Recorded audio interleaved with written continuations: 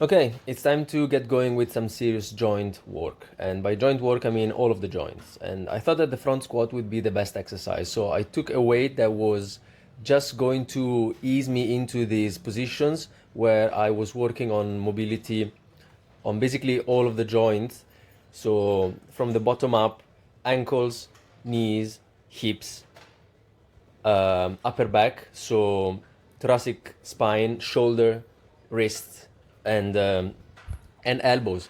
This allowed me to first spend some time in that position because I was pausing every rep, and second, concentrate on my body awareness in space. This is something that sometimes I was neglecting when I was doing front squats, and I was just doing the movement without really focusing on all of the lacking points in my joints that could be improved and would actually yield a much better front squat. So that work was the primary movement for this giant set, and then I was getting back into some low raises with a much lower weight, so 2.5 kilos for about 8 repetitions. I was doing this circuit for three sets, and after that some leg raises. I went up to 2.5 kilos, and I was doing 10 repetitions. These are pretty tough, and they give me some extra volume and blood flow in the hip that right now is not really happy.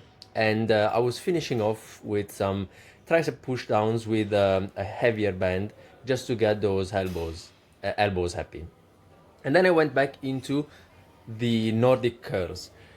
It, I decided to go easier since the last time I've done these was 2 weeks ago, but so I was doing only eccentrics. In the end, since I find it somehow very hard to work easy, I ended up doing 3 sets of these. So I was doing these first set with 5 eccentrics, really focusing on keeping the hips as extended as possible. I think I was doing a decent job. When I was doing the concentric a few weeks ago, I could see that my hips was slightly more bent than this. So 5 repetitions of this, then I did 4 in the second and 3 in the third set.